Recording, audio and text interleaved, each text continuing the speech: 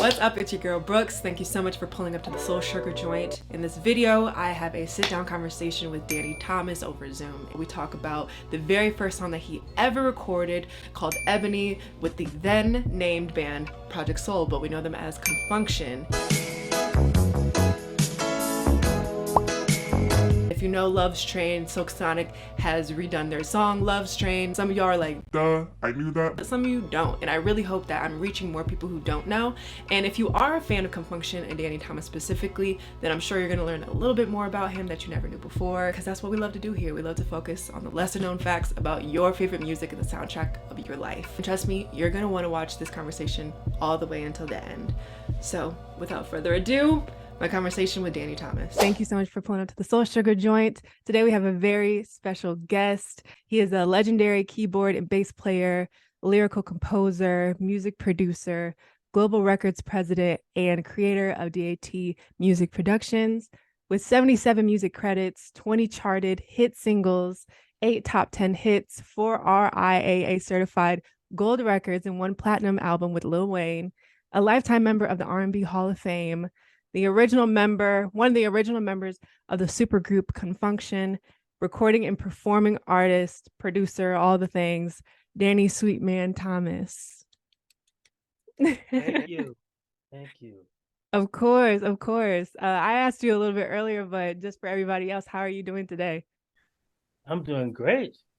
Good. Awesome. Well, I am just so honored to talk to you. And I was also able to read your book in its entirety, My Life and Fun Times with Con Funk Shun by Danny Thomas, original member of CFS. So we're going to talk about all that. We're going to get into your early life, your fun times with the group, music education. I know faith is really important to you, and also being an author. So does that sound good to you?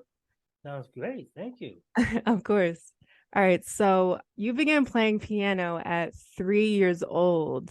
So I just wanted to know a little bit more about how that gene runs in your family, because I know your older sister Jean, she was like a prodigy. Yes. And that was one of the reasons my parents pushed me. I happened to be on the coffee table pretending I was playing the piano at 3. Mm-hmm. And they looked at me and looked at each other and said, maybe he has it too. And the next week, they had Sherman and Clay bring a truck with about 4 or 5 pianos to my house and told me to choose one at 3 years old. And I did. And they put me in music lessons the following week. So it was fun for a few weeks. But when the rest of the kids got to play baseball and hide and seek and all that, I had to practice. It got old real quick. And I was not impressed. But I stuck it out. Mm-hmm. You know, I stuck it out because of my parents, especially my mother. I wanted to make her happy because this is something that she wanted me to do. She saw me playing in church, which I'm still playing in church today. And so I figured if I make her happy, she'll do things to make me happy. So I stuck with it. And it wasn't until like junior high school that it really clicked. I mean, I was enjoying my piano lessons because the recitals that I was doing, playing in front of 100 to maybe 50 to 100 people that's always in this class that I was taking, a very good class, very good teaching network, was preparing me to perform in front of many people. So when it got time to get on stage with the group, I wasn't nervous at all. So it all paid out. I eventually got the hang of it a little bit. Oh yeah, I'd say maybe just a little bit, right? Yeah. That's an incredible story. I know that people, they have gifts, and I know for a fact that playing instruments or making music is definitely one of yours. So I was really happy to read as the book continued that it was what you chose to do instead of going into law or choosing to be a teacher. And why wasn't it like an obvious choice for you, like even after being a part of Project Soul? Well, you know, I just attended an African wedding last week, and the minister was saying that for Kenyans, if you're not a lawyer or a doctor or engineer, you do not have a job. Those are the things that they respect. Okay. Mhm. And my family was not too much different. Okay. They expect me to be something, a professional occupation or something like that. But they supported me in anything that I wanted to do. That was the difference. And so, um, while I was looking at law, um, business law, and that sort of thing, and trying to figure out what I wanted to do professionally in life, my sister happened to come in the house and just passing through, and she said, "You've been playing music all your life. Why don't you devote yourself to music?" And then walked out the door. And I said, I looked at her, I looked at the door after she was still gone. And in the days, I said, well, no, she have a point there. You know? That's the only thing I really see myself comfortable doing. So I chose that field and I just jumped in 100%. And did you go to college with the rest of Con Funk Shun, or were there just certain members that went with you? No, we basically all went to the same school. Okay. Because I do remember reading that and I was like, wow, were all of them, they all went and got college educated in music. Yes. And where did this love for music come from? Like in your household, were your parents musicians, or what kind of music did they listen to? My parents were very musically involved, used to have parties, used to dance. I was dancing with my parents doing the two-step and all that stuff back when I was like 5 and 6 years old. They used to pay me to do the trip. No. Can you do a little bit? What does that look like? Because I was short and chubby, so they loved to see me do it. Matter of fact, I think I lost weight by doing the twist. Now, I know that there's so many people who follow me who are music producers or they're musicians themselves, or they just have a love for music and they might want to pursue it. What would you say to someone who is also dealing with pressure to maybe do something that is seen as more legitimate or more professional, but really their heart and their talents all lead to music? Well, it's this old saying that you probably heard many times. If you work at something that you love, you never work a day in your life. So I tell people all the time, pursue your dreams. Pursue what you really are in love with, okay? Because you can make a lot of money and still not happy, okay? So I think the most important thing in life is to find what you are cut and set out to do and pursue that. If you pursue what you love, you will be able to be successful. True musicians really don't are not musicians to be for the money. They're a musician for the love of the art. And also don't give up your day job. If you if you if you can make money on the side, I recommend that as well because it's not an easy profession. I work for a lot of musicians and artists, vocalists, and I tell them up front. They ask me, things about the business, but I let them know, man, it's a cutthroat business. It's not an easy business. If you have a soft heart, don't get in this business, okay? Because it's cutthroat. It's a lot of money involved in it. Okay, so uh, I give all credit to God. I don't take no credit for my success. All I did is follow my heart. Okay, and God opened up doors, one door after another, and He's still opening up doors. Okay, so through God, I tell you, you can do all things through Christ. So I give Him all the glory and all the praise.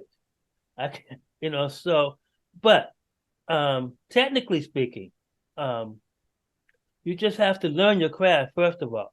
You have to learn the music business, you know, and just not the music. You have a lot of naturally talented, blessed people, but will never get a chance to pursue their talent because of maybe the lack of business know-how and knowing the right people. It's a very small world in the music business, and it's just you have to know how to network. And like now, this is fantastic to me because it's even new to me. Now with the Zoom and the social media and all this sort of thing. Back in the day, the record company did all my promotion. All I had to do was show up. Okay, but now the audience wants to be more active, want to be more involved with you. Okay, and so it's good to make yourself available for shows like yours. People like you, and thank you so much for, pursuing and giving artists like myself a platform to be able to tell their story.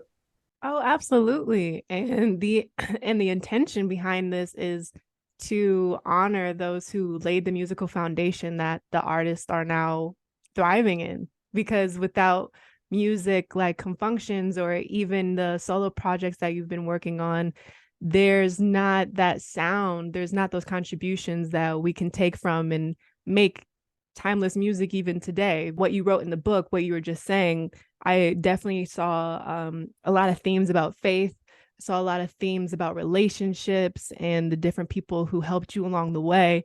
And one of them being a really, I love the connection between you and the Barkays, the Con Funk Shun and the Barkays. And I just Yeah. thought that was so interesting. Could you talk a little bit about that connection that you all had? I love to. One of my favorite stories. I've given the Bar K's credit for turning us out in a positive way, because when we first met them back in San Francisco at a club called Basin Street West. Now, at this time, we was the big dog in the West Coast. We was one of the number. I say one of. We had another band which was the Uptights, Marvin Holmes and the Uptights, but they controlled the Bay Area. Okay, but we controlled everything. We did social clubs, colleges, stuff like that, right? And so we had our own following. So when we went to the club, we were kind of cocky. We had the club was full. Everybody was there to see the Barcade, but we had our own fan base as well. And so we did our show and got a standing ovation. We felt, okay, so let's check out these guys. We've been following them for a while. And so when they came out high stepping like the marching band, drum majors, spinning trumpets, turning backflips. I mean, they actually put on a show, okay, that was not seen on the West Coast, because West Coast bands kind of just like Tower Power, another one of my favorite groups, but they just flat foot play and sing. Okay. They may have their beer right here. They'll take a sip of beer and go back and horn player. And they're just, professional perfectionists. But they're in jeans and they're casually dressed and everything. And it's a different vibe on the West Coast, you know. But the East Coast, and we learned this very fast. The entertainers, they put on a show. They entertain. They put on wardrobe. They dress. They have choreographed steps, and they really perform to the audience. And so after the show, man, our mouth was wide open, and our mind was blown. So we got a chance to meet them. They're very nice. They complimented us as well. And so after that, we went home and we redid a whole show. We got new uniforms, coordinated uniforms. We started putting together some steps and everything, which actually put us 2 steps ahead of all the bands on the West Coast, because nobody else was doing that. Okay, so, and then eventually we went on the road. It prepared us to, when we were in other bands and stuff, just not to be a band, but to be an entertainer as well. And is this what you considered the full floor show that you mentioned in your book? Yeah. Okay, because I was like, I didn't know what that term meant. So is that a full floor show? Well, let me explain. Mm-hmm. Okay. After that, we also, because we had a dynamic singer. Her name was Jean London, and she blew. I mean, she sang everything, Aretha Franklin, all that kind of stuff. Then he was actually in our band, but he was the lead vocalist in the group, but we featured him as the male vocalist. Okay, and then we had the singing groups that we would feature in one part of the show, we would contract a comedian to come in and like just do his thing. And so what we'll do is we'll do a dance set, then everybody will sit down, and then we'll bring out our guest entertainers, and we'll do a show called the floor show first on the scene, and we featured each one of these acts, okay, and brought a real class element to, like we did mostly the Servicemen Club, all the NCO bases in California, Northern California, and some Southern, and some of the clubs where we performed that. No, that's so impressive. And one thing that I noticed in the book was how it was these different steps to keep elevating the show.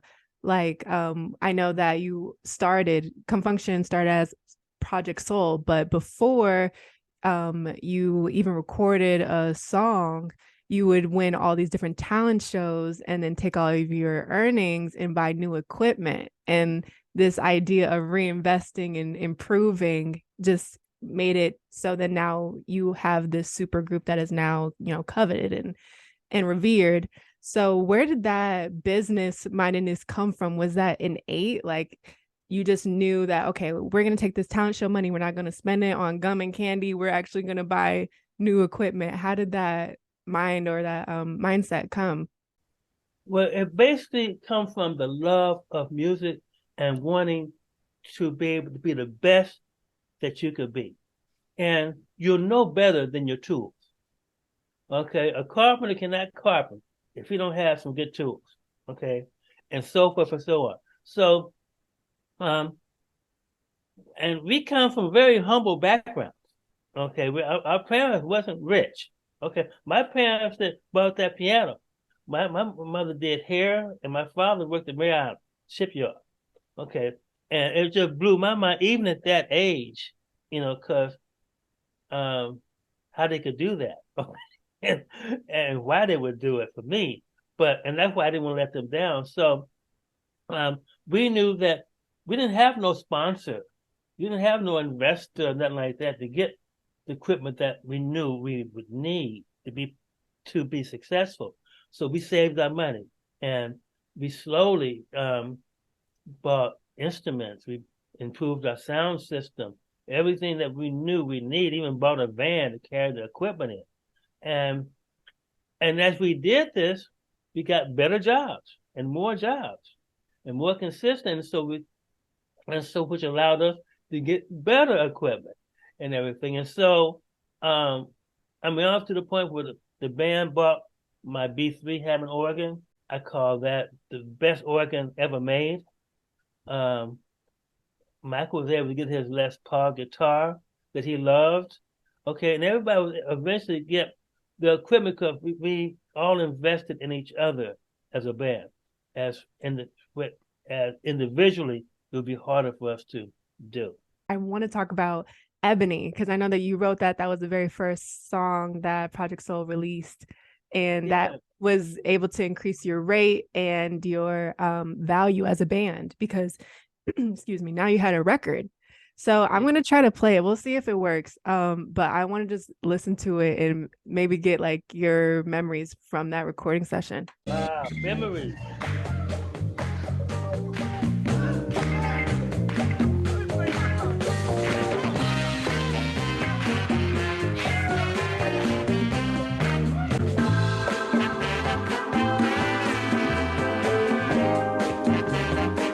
I love that part.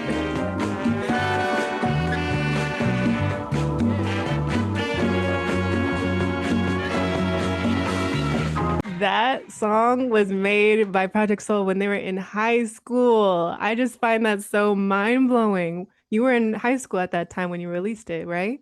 Yes. And I mean, it makes so much sense because I read that you all were students of like George Benson and Ramsey Lewis. So speak about that recording session. How was recording for the first time? And did you feel a little bit more confidence in your love of music and the business? Oh yeah, it was like a dream come true to actually have music that you created in your mind be reproduced in reality, and we worked together so great as a group. You know, Felton was instrumental with the horns. He gave it that Tower Power little flair in that part of the song. Because no, actually, it was Chicago flair that he brought to the song, and Michael and Mike Cooper guitars. When everybody playing together, it was a great moment in time. And Felton also had the flip side um, um, to the song, which was a ballad, which made the single a powerful little package with an up tempo dance tune and a single. And the speaking and the crowd in the background reminded me of the Impressions We're Winners, that song. Yes, And was that the intention, or what texture did that add to it that you all wanted? it was a party song, so we wanted to give it that party feel. Make people want to hear it, want to get up and dance and stuff like that. And it was wow, it took me back. And it sounds inspired by maybe like Latin music too, a bit. You think that Yeah, that was influence from being in California and being around a bunch of different kinds of people? yeah, we like that percussion, at that vibe with the percussions and everything. We Mm-hmm. try to always have percussions on our material. And speaking about being from California, you said that you had local bands like Sly and the Family Stone, and I just thought that was so funny because we know them to be like Sly and the Family Stone, this huge entity, but for you it was like, oh, they're performing at like the local club or the local bar. So what was it like growing up around acts like that? Did it make you, or make the entire group feel like you had more of a standard to live up to? It was motivational. I mean, Mm-hmm. like, and we would play their songs, okay, and and like at certain points of a song, I might turn in the Sly about 10%. I picture myself being Sly on stage sometimes because he was so awesome. Mm-hmm. And to see him play live, you you must try to find a video somewhere where you can see their act back in the day when they was the full group playing live performances. You actually have to be there, because it was a pulsating feel in their music. We try to keep that vibe alive in our music, even though music evolved. It's a certain feel and a certain energy that maintain. That's what makes that song a great song, because it have that certain energy in it. Mm-hmm. And it's the feel good. It makes you feel lighter. Like it brings joy. That's what I love about funk music and music from the 70s and 80s specifically. And I'm learning a little bit more about funk music, and I wanted to ask you about the communal aspect of creating funk music and how every single member is so instrumental to the making of it. Yes. So, could you speak to that, especially as a musician? I know that oftentimes people focus on the lead singer or the front man, but bands, especially back in the day, it was really about each part, and nobody was higher on the platform than others or way back in the back, but you guys were all a unit. So, when you were creating your music, how did collaboration go, and what was the usual process? Very good question. And there's several ways we did it. Um, I might have an idea and I'll bring it to the guys. I said, I want to try this idea out, okay? And let everyone be free to put the input in. And then sometimes on stage, we would have a certain part of the show where if someone would just start, we'd do a jam session on stage, a live jam session. And we'll just freestyle for um 5 or 10 minutes. And matter of fact, we had a couple of songs that we created we call it a freestyle, a jam session on stage where we just someone came up with a lit and everybody just put in their 2 cents and jamming and sometimes in doing rehearsals in a separate in a private setting, we would start a groove and we would just play and just let the groove evolve. We may do a groove for 10 minutes, 15 minutes, and let it evolve.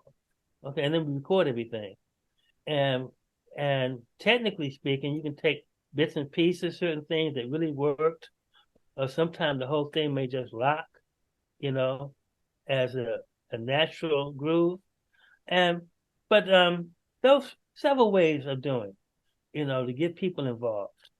And it definitely comes across. That's what I really love about the feeling behind it. I think that you can't make that up. It's not something that's formulaic. There's no recipe. It's just truly like it's divine, truly, like the way that it just lays on everybody and everybody is able to like get it and they understand and they're all on the one and it's beautiful. So I'm really grateful that you spoke to that, and even specifically to being a keyboard player. I know funk is usually associated with bass or with horns.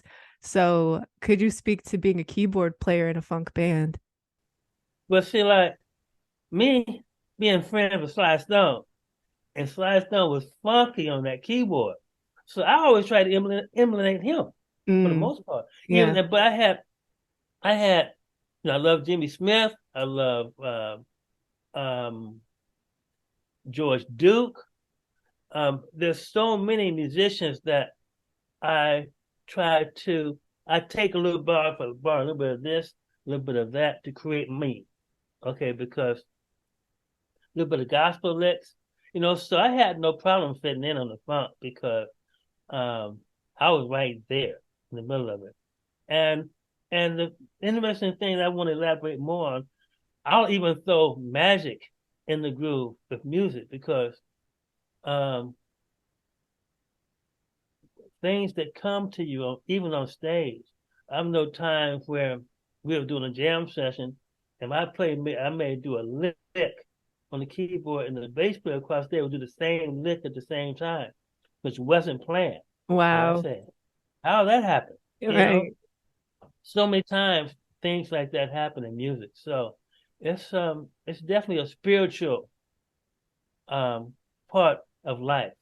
Absolutely. Yeah. To bring that life into the music and you can feel that. And I know that after funk, well, not after funk, there's no after funk, but in terms of disco being what was considered pop, and then there was a pressure from funk bands to transition into disco. Um, there was that sterilized like four on the floor and using a lot of machines for music, replacing bands, replacing musicians.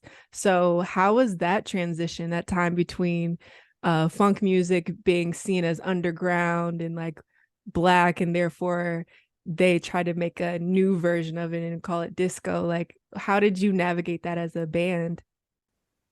Well, it took a lot of bands out. I think it kind of drove James Brown a little crazy. You Mm, know, I mean, because he had his screens on a computer. You can push the button and you hear James Brown screams and you hear it on the record. And he said, "That's me on that record, and I'm not getting paid for it." mm. Now he did eventually later down the road, and that same subject, just like Bruno Mars went back and captured Love Train. Um, they kind of came back to us. The that electronic music had to come back and grab the old school music and come back and sample us, and because they lost that feel, they really couldn't produce it themselves, but they was able to get it from us still. So it was like a two-way street. You Mm-hmm. know what almost took us out, end up helping us in the long run. So yes, we were talking about the magic in music, and for everybody who's watching and listening, we had a little technical difficulty, but now we're good. I would honestly love to talk a little bit more about how Con Funk Shun got its name and how you all changed your name to a song that was actually by the Nightlighters. But actually, we opened up for the Nightlighters at Oh, Sacramento State Fair, and that was their opening song. It was on the album. They used it as a introduction, because it was very syncopated. You really couldn't dance to the song, but it was nice. It was a cool song. And so we adopted the song for ourselves. He borrowed the song and used it as our intro. And we used it for quite some time, for months. And then we moved on because we constantly changed our show. But at the time, we came up with Project Soul.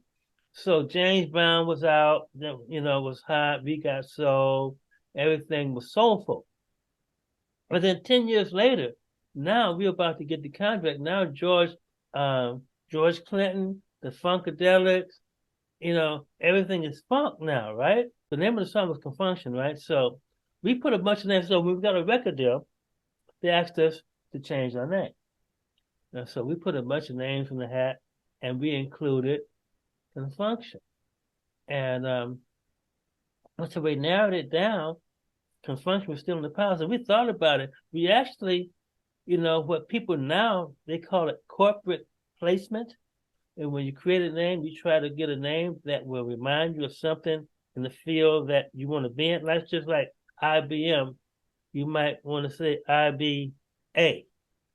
So when you do a search for it, your name may pop up along with the other people you want to be considered with. We were thinking along the same lines. We saw Con Funk Shun on billboards, with Funkadelic and stuff, all these people that we wanted to be on stage with, Parliament. And so it was a unanimous decision to go with Con Funk Shun after all of that. And it worked. Were you still considered Project Soul when you performed at Wattstax? Yes. No, okay. And I do want to talk about that. Wattstax, I watched that documentary when it first came out, and it was just mind-blowing. And to find out that you were in the backing band for Rufus Thomas, and that was such a major part of the movie. I know that you described a bit of how that felt, but I would love to go even more in depth of, what led to that, not what led to the day, but more so how the hours within that day felt like. What was the 24 hours of being at preparing to be at Wattstax, like the morning of, and then doing it and after? How did that feel?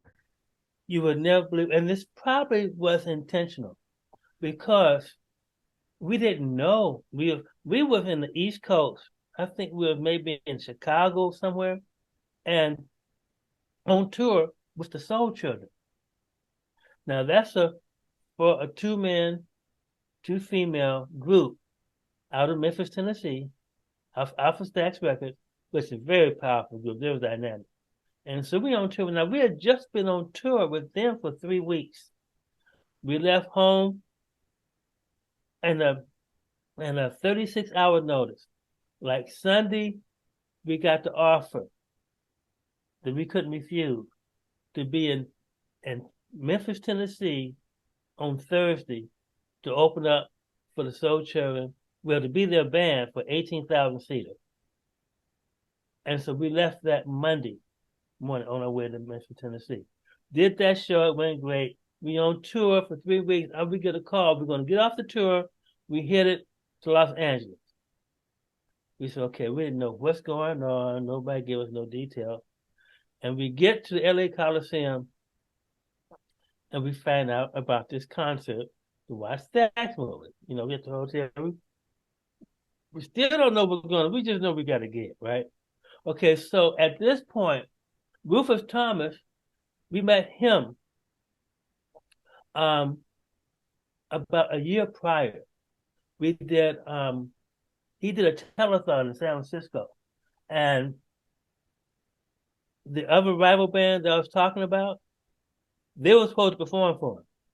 But since our managers was like a promotion man for Stax Records, we got to go to all the gigs of Stax when they come to the Bay Area, right?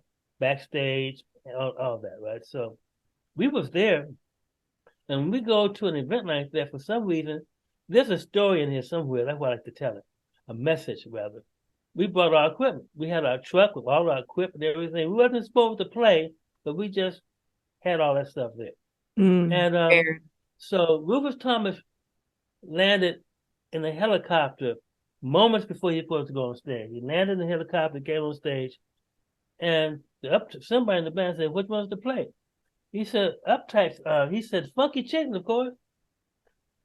That was his hit song back in the day. And they said, "We don't know it." He said, "What?" And then someone in the band, I don't know who it was, said, "We know it. That's our favorite song. We play it every week," which we did. He said, "Come on." Wow. So we just literally, I just stepped behind the keyboard. The guys grabbed the guitars, they grabbed their horns. 5 minutes later, he counted the song off, and we hit the downbeat just like the record. Blew his mind, blew ours too. So this happened in moments. Okay. So we jammed that song for about 10 minutes, and we finished. He left the stage after that. He left, got in his helicopter, took off, and he said bye and everything. We didn't think no more. We were in a state of shock that we Did didn't that know what really happened. just happen? What? I mean, we perform in front. That's probably a big, at least 20,000 people or more. I forget how many. A huge concert, tell them. And so years later, anytime that, and then we became the Soul Children show band, their backup band. Any city that the Soul Children was in, Rufus Thomas used us. Yes. He didn't bring a band. So that's how he found out that we was there. He used us for the Wattstax movie, and it's history after that. Yes. No Wow. preparation. We are total shock the whole time. We're just, we just running on fumes. That's understandable for sure. I can't even imagine it happening that fast and for him to just leave. And then I know that eventually you all ended up being his band for wherever city he was in and you were in the same city. But for those who are listening or watching and don't know what Wattstax was, it was a benefit concert that happened in the community of Watts, Los Angeles. And it had the staple singers. It had Richard Pryor, Carla Thomas, Rufus Thomas, like we're talking about, Luther Ingram, Kim Weston, Johnny Taylor, the Barkays, which we talked about earlier as well, Isaac Hayes, Albert King. And it just is an amazing and never been done again event in Black music history. We have festivals like the Roots Picnic, or you have Something in the Water, that's Pharrell's festival, but something that's done as a benefit concert and a festival with that many legends happening, like a party with a purpose, that hasn't happened again. So it's crazy, and it's amazing history to be able to talk to you about, since you were there and participated. 103,000 people was there. I believe it's in the Guinness Book of Records at one time. And Yeah. no problems, no fights, no hassles. When Rufus Thomas was on stage, and those guys broke the barrier and charged the stage, that was a moment.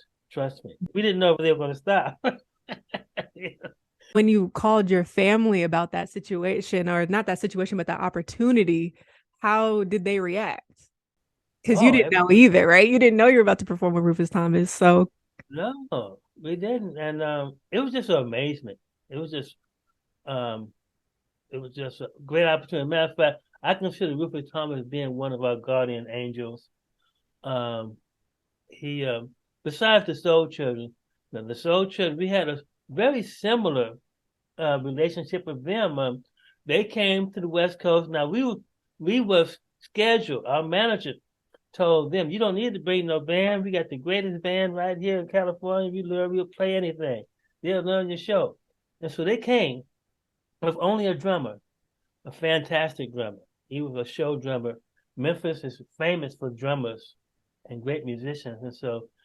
And back in those days, now this was in the 70s.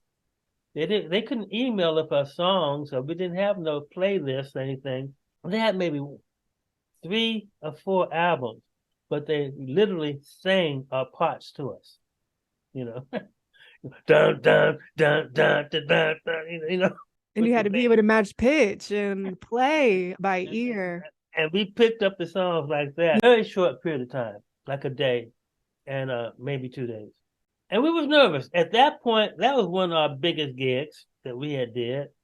And we were confident about the music, but we kind of crammed all these songs in, I said, a very short period of time. But so we're doing the intro song and we playing. So the drummer got up and he did a bunch of rim shots, plop, plop, plop, plop, and got off the drums. And we still playing, you know. And so he walked up to each one of us, hey man, just a gig, man, don't worry, it's gonna be okay. You know, he walked up to the basement, hey man, just a gig, don't worry, man, it's gonna be all right. He walked up to each one of us, and then got back on the drum, plop, boom, got right back in the groove, right? So we were so, I mean, he shocked us so much that we forgot how nervous we were. And we was able, so we were able to get to the show, had no problems. So the Soul Children enjoyed, they liked our band because we had that Memphis sound. We had the horns. We was rolling with 3 horns back at that time, and we had the B3 Hammond organ, and you know, the fat bass and everything, guitar. So we had the feel that they like. And so a year later, they came back to town, and we just went to the club to see them because that's how we did. They was a great group for one, and we went up. We got right up front, and we're gonna, follow the Soul Children, And so after the show, they saw us. They said, "Come backstage. We want to talk to you." So after the show, went backstage, and they made us an offer we couldn't refuse. They said they wanted us to come back this Sunday and talk to their manager because they told they're firing their band. Actually, I really think the band quit, but It's as quiet as it's kept. I don't know. It was too awesome the way things happen, right? Yeah. But they asked us to come to Memphis, Tennessee, and open up. They're going to be their show band. We'll perform for them at 18-seater Coliseum with Bobby Womack, the Emotions, the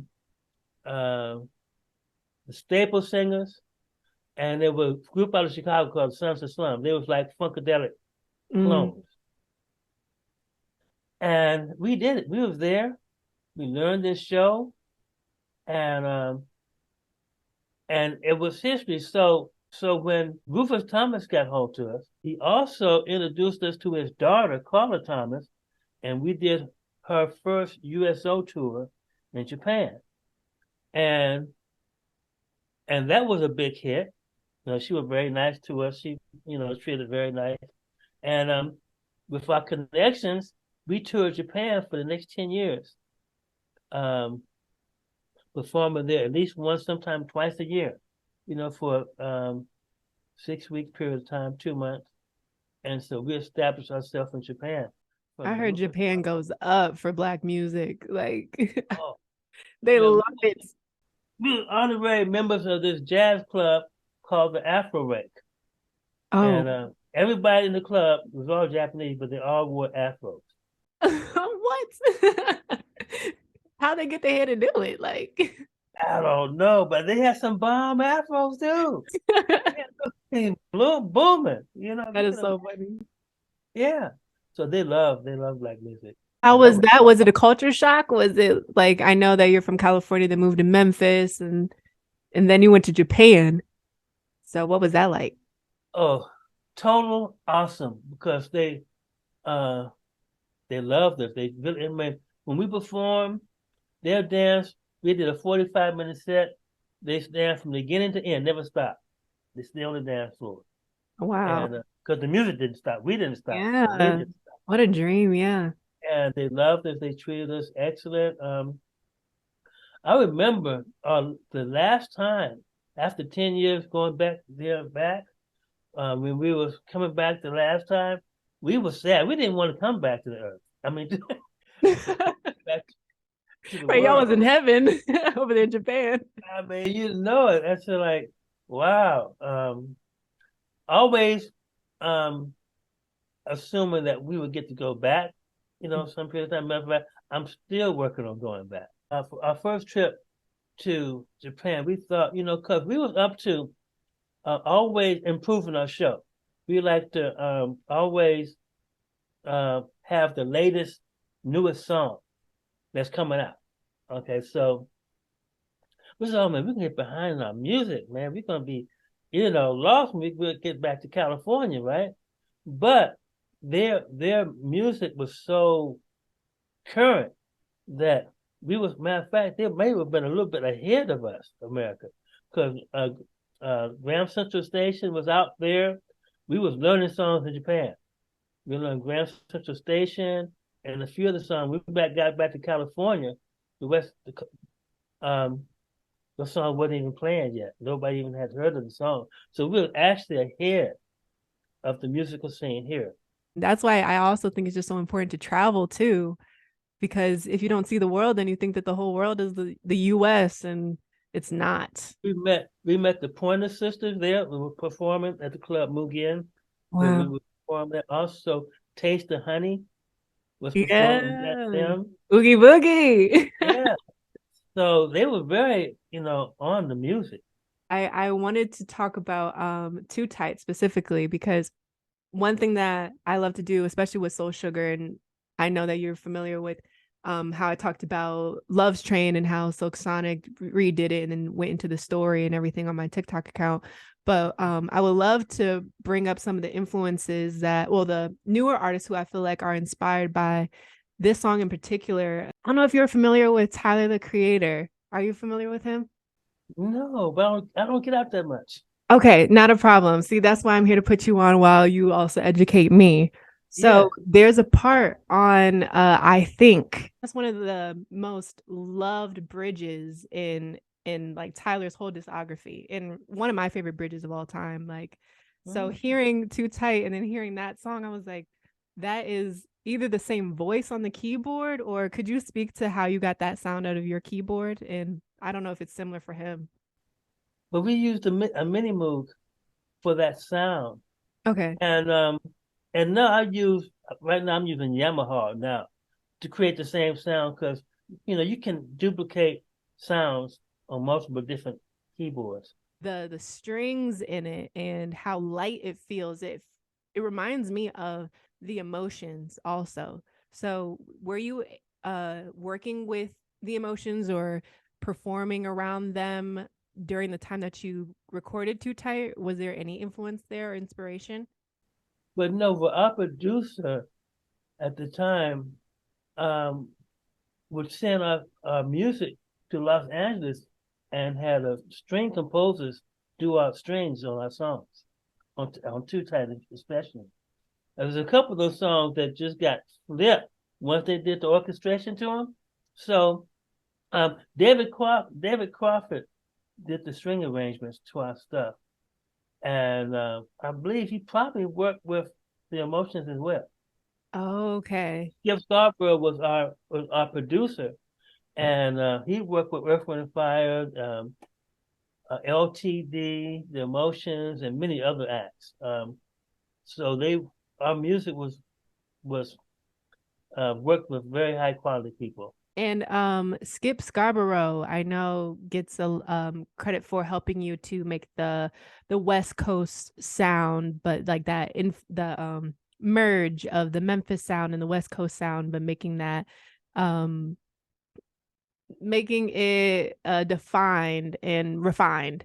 So for those who are listening who don't know who Skip Scarborough is, he produced or wrote Can't Hide Love by Earth, Wind and Fire, also Giving You the Best I Got by Anita Baker, Love Ballad by LTD. And you also have a tie to LTD with Jeffrey Osbourne. He was a vocalist with Con Funk Shun, or performed. And how did that work? Were you guys He was on tour. together? Okay, yeah. Could you speak to your collaborations with Skip Scarborough and Jeffrey Osbourne? And I know they're completely different, but I would just love to hear some stories. Oh well, Skip Scarborough, he was just a dream. He was a very nice guy. He was like my uncle. I tried to spend as much time with him as I could. Matter of fact, I have a little Skip Scarborough in his spirit is embedded in me still today. Um, uh, gracious, humble man, and just a phenomenal musician.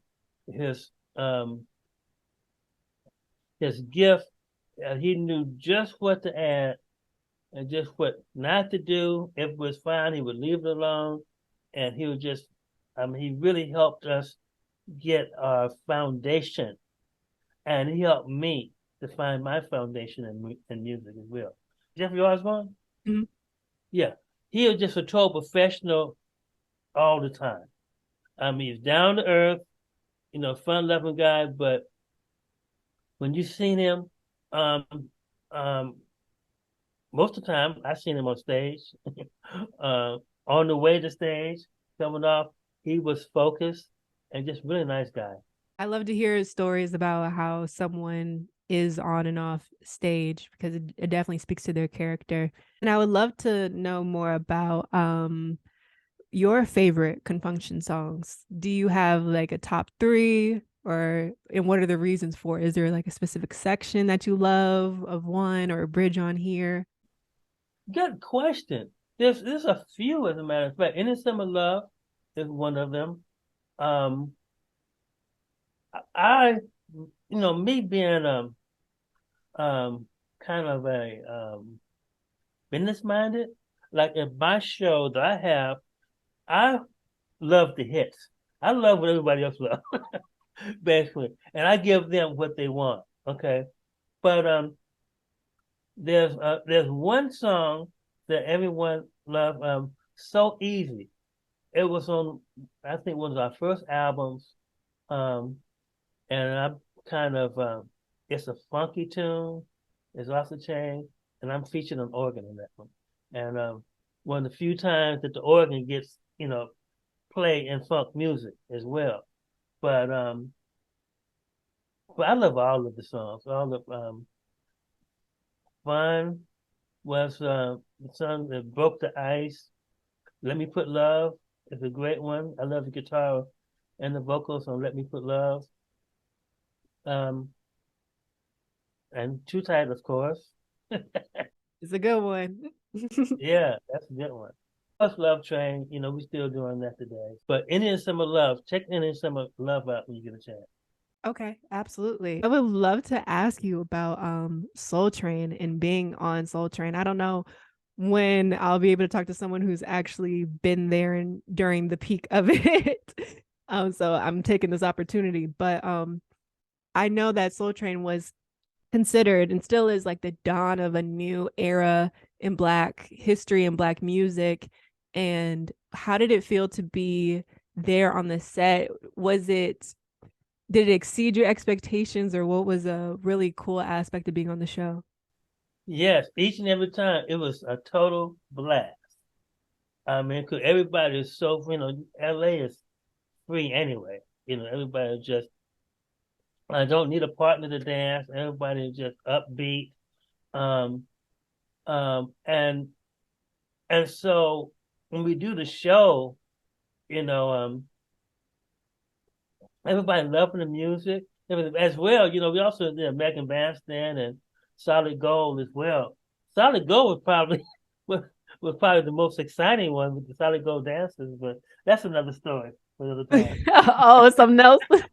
American Bandstand, the guy used so much, he never got old at the time. I mean, he kept his look. But Don Cornelius was so he was he was so cool and such a gentleman all the time. Um, he really made that show um, to be as awesome as it was. And plus, it was his vision with the music and starting it off. Um, I give him a lot of recognition for what he did, what he was able to accomplish. Con Funk Shun was a part of so many amazing Black moments, like in terms of the Wattstax benefit that you were all a part of, and then being able to be on Soul Train. Did you know that these were times that wouldn't be duplicated when you were in the center of it, experiencing it? When you're young and crazy, you think it's never going to end. You're invincible. You're waiting for the next thing to happen. we're just living life and stepping into every moment and cherishing it and giving it our best that we could.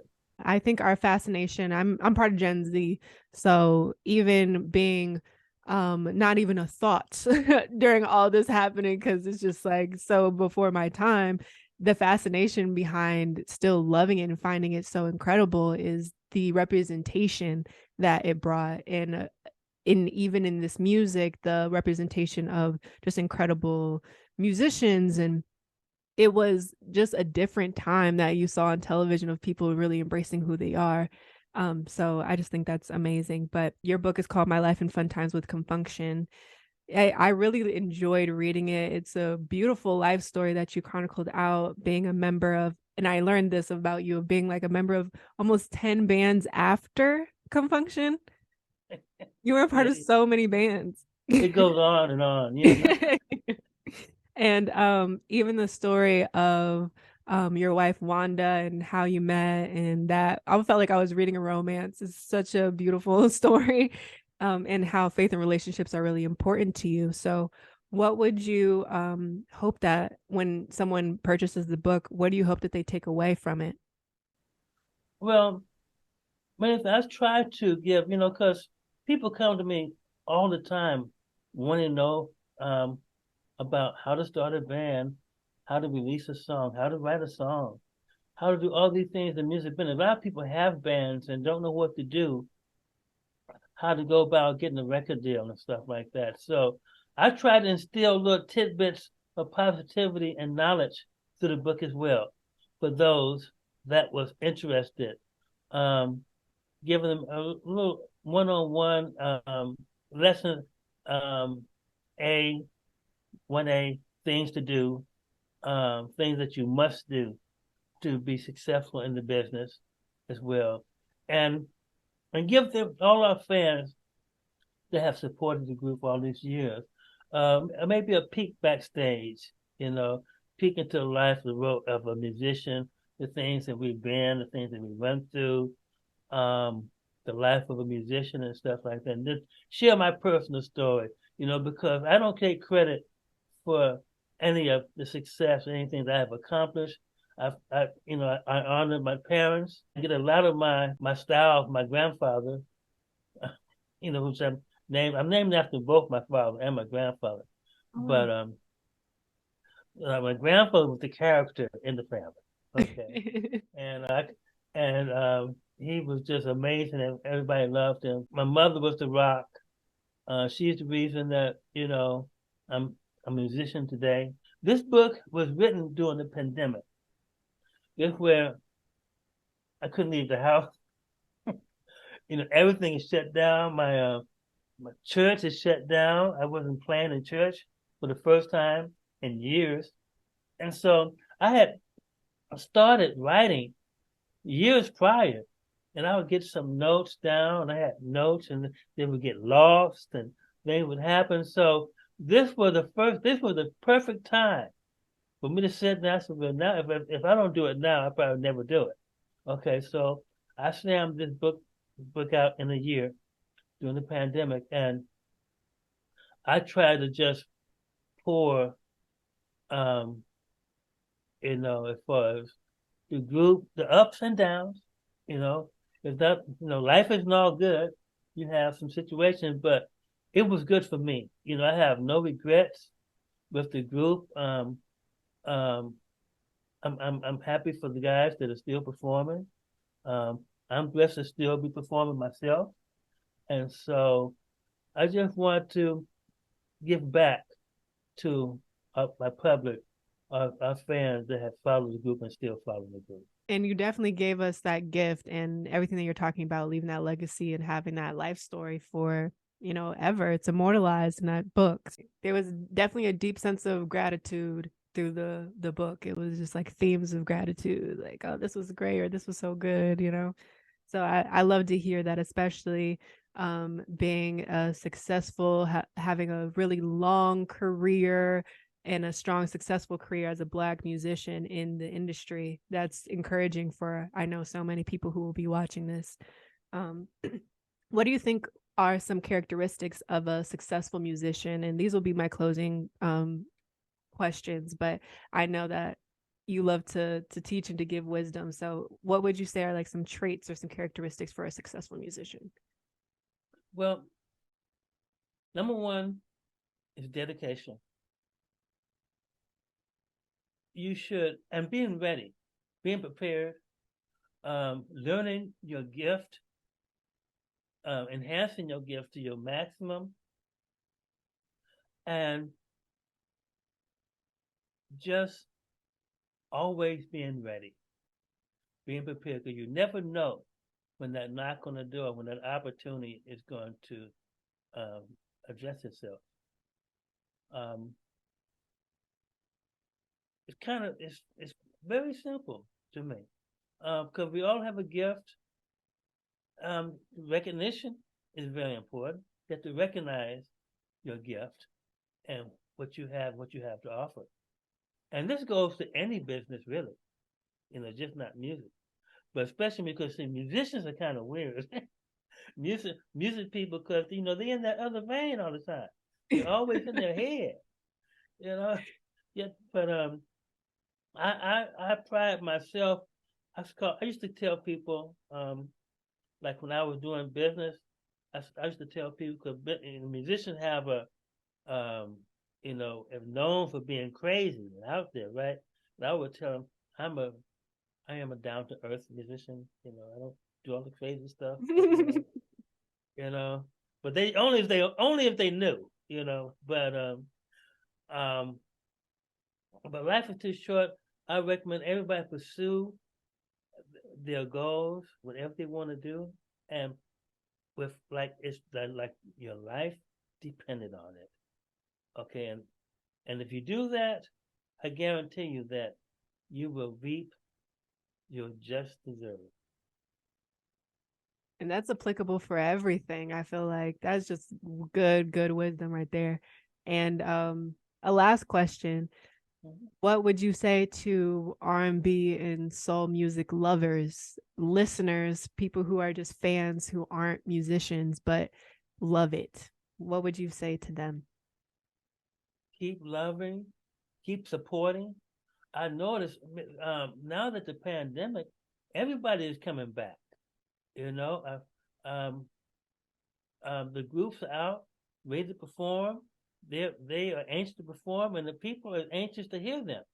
So let's enjoy. Let's keep the positive vibe going on. But let's squash all this hate and fighting and all this madness that's going in the world. Okay, I'm in the positive tip. Let's make love. Keep the love alive, and everything will be just fine. Absolutely. Well, that was beautiful. And adding to that, keep them ticket prices low. Y'all are getting crazy out here with these ticket prices we trying to support. You're right about that. Well, thank you so much for your time. You prefer me calling you Danny or Mr. Thomas, or I was just anything. Don't call me late for dinner. Never DG that, right? Cool. DG. That's so funny. Well, it was so nice. I have to tell you, you cute as a butt. I'm just enjoying your presence, your smile, everything about even your little when you get your little funk face. I try to take a picture of it. I love it. No. That's so funny. Yeah, it's so that's what funk is right there. Yeah, like when you round up,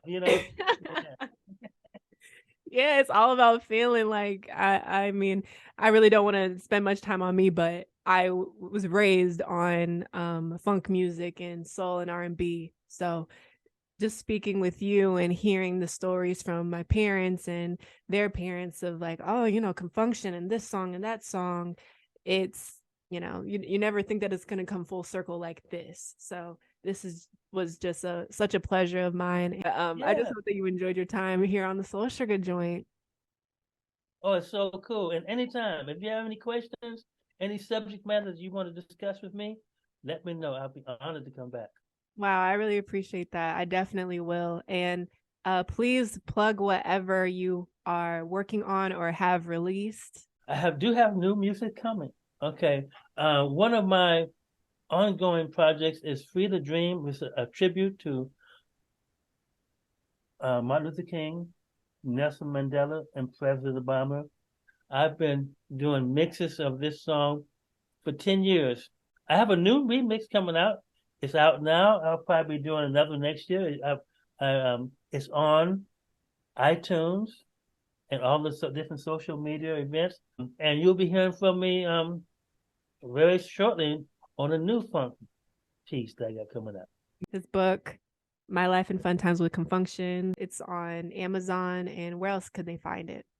Good question. You can go to my website, DannyAThomas.com, and you can order straight from there. And I'll send you an autographed signed copy to your home with tracking information. You had any trouble receiving yours? No, no, no, no. It was in See? my mailbox and it's signed. Hold up, let me show you. You see it right here. But There yeah, you go. there it Yeah. is. I really You appreciate did that. that. Such a nice touch. Right on. Thank you again. To the listeners and the people watching this, please dive deep into the greats and the people that you listen to now. They were influenced by the foundation that was laid by artists like Danny Thomas and groups like Con Funk Shun. So get into it and make playlists and share that knowledge with other people. And that's what we try to do here on the Soul Sugar Joint. So if you enjoyed, please like, comment, subscribe, but really just watch another video. So thank you so much for watching. I'll see you on the next video. And that was my outro. We're done now.